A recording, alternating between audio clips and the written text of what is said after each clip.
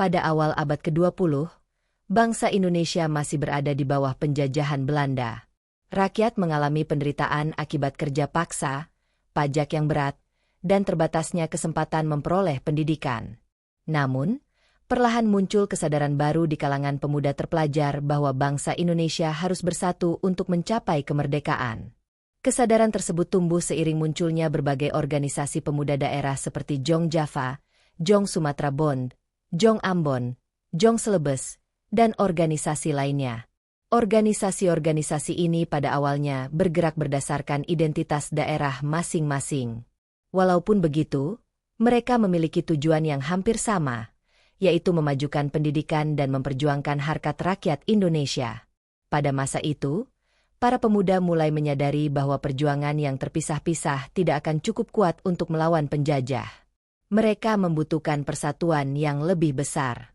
Selain itu, perkembangan pendidikan dan komunikasi membuat para pemuda dari berbagai daerah dapat saling bertukar pikiran. Dari sinilah muncul gagasan untuk menyatukan seluruh pemuda Indonesia.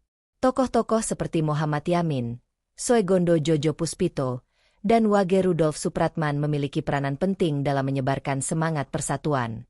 Mereka percaya bahwa bangsa Indonesia harus memiliki satu tanah air, satu bangsa, dan satu bahasa agar perjuangan menuju kemerdekaan menjadi lebih kuat. Semangat kebangsaan semakin berkembang setelah lahirnya organisasi Budi Utomo pada tahun 1908. Organisasi ini dianggap sebagai awal kebangkitan nasional Indonesia. Setelah itu, berbagai organisasi pergerakan lain juga bermunculan dan memperkuat cita-cita kemerdekaan. Para pemuda akhirnya berinisiatif mengadakan Kongres Pemuda untuk membahas persatuan nasional. Kongres pertama dilaksanakan pada tahun 1926, tetapi belum menghasilkan keputusan besar.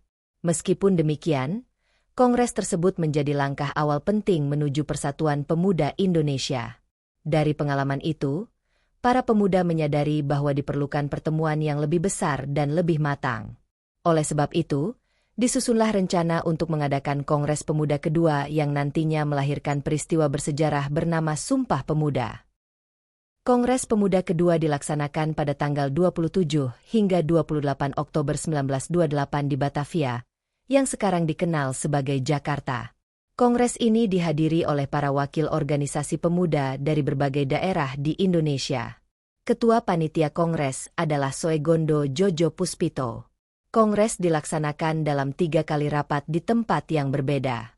Rapat pertama berlangsung di Gedung Katolieke Jongenlingen Bonn. Dalam rapat ini dibahas pentingnya persatuan bagi seluruh pemuda Indonesia.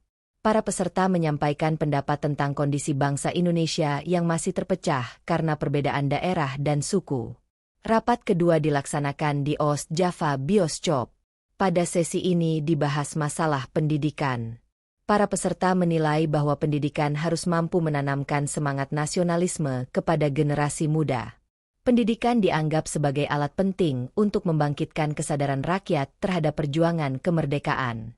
Rapat ketiga berlangsung di Rumah Kramat Raya 106. Dalam rapat inilah suasana persatuan terasa sangat kuat. Para pemuda sepakat untuk mengutamakan kepentingan bangsa di atas kepentingan daerah. Muhammad Yamin kemudian merumuskan isi ikrar yang menjadi dasar Sumpah Pemuda. Pada malam penutupan Kongres, Wage Rudolf Supratman memperdengarkan lagu Indonesia Raya dengan menggunakan biola. Lagu tersebut membuat para peserta merasa terharu dan semakin yakin bahwa Indonesia harus merdeka. Lagu Indonesia Raya kemudian menjadi simbol perjuangan nasional. Kongres Pemuda kedua berlangsung dengan penuh semangat dan persaudaraan. Walaupun para peserta berasal dari latar belakang budaya yang berbeda, mereka tetap memiliki tujuan yang sama. Peristiwa ini menjadi bukti bahwa persatuan mampu mengatasi perbedaan dan memperkuat perjuangan bangsa. Pada tanggal 28 Oktober 1928, para pemuda Indonesia mengucapkan ikrar yang kemudian dikenal sebagai Sumpah Pemuda. Isi Sumpah Pemuda terdiri atas 3 bagian utama. Pertama, para pemuda mengaku bertumpah darah yang satu, yaitu tanah air Indonesia. Pernyataan ini menunjukkan bahwa seluruh wilayah Nusantara dianggap sebagai satu kesatuan yang tidak terpisahkan. Kedua, para pemuda mengaku berbangsa yang satu, yaitu bangsa Indonesia. Walaupun berasal dari suku, budaya, dan daerah yang berbeda, mereka sepakat menjadi satu bangsa yang bersatu dalam cita-cita kemerdekaan.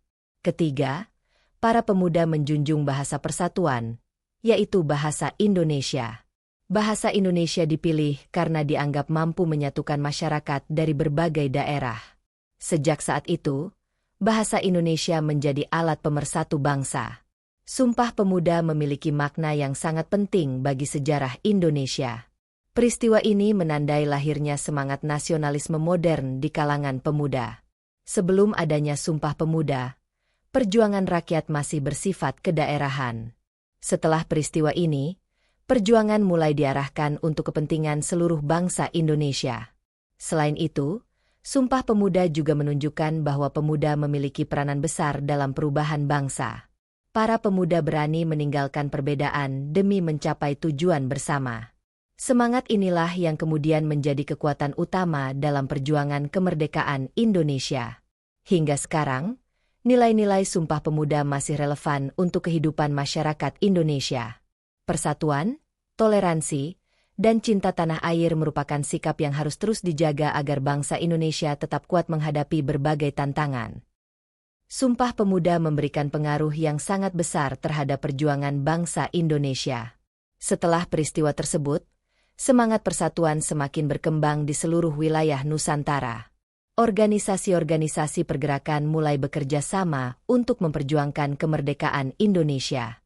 Salah satu pengaruh penting Sumpah Pemuda adalah semakin kuatnya rasa nasionalisme di kalangan rakyat.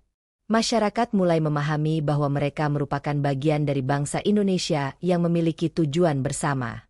Kesadaran ini menjadi modal penting dalam melawan penjajahan. Bahasa Indonesia juga semakin berkembang setelah Sumpah Pemuda. Bahasa ini digunakan dalam pendidikan, organisasi, dan media massa. Dengan adanya bahasa persatuan, komunikasi antar daerah menjadi lebih mudah sehingga semangat persatuan semakin kuat. Sumpah Pemuda juga menjadi inspirasi bagi generasi muda Indonesia hingga saat ini. Pemuda diharapkan mampu menjaga persatuan bangsa dan berkontribusi dalam pembangunan negara. Semangat kerjasama dan gotong royong yang diwariskan oleh para pemuda tahun 1928 tetap penting untuk diterapkan dalam kehidupan modern. Pemerintah Indonesia menetapkan tanggal 28 Oktober sebagai Hari Sumpah Pemuda. Setiap tahun, masyarakat memperingati hari tersebut dengan berbagai kegiatan seperti upacara, lomba, dan seminar kebangsaan. Peringatan ini bertujuan agar generasi muda tidak melupakan sejarah perjuangan bangsa. Peristiwa Sumpah Pemuda membuktikan bahwa persatuan merupakan kekuatan utama bangsa Indonesia. Dengan bersatu, rakyat Indonesia akhirnya mampu meraih kemerdekaan pada tahun 1945. Oleh karena itu, nilai-nilai Sumpah Pemuda harus terus dijaga dan diwariskan kepada generasi berikutnya agar Indonesia tetap menjadi bangsa yang kuat, damai, dan maju.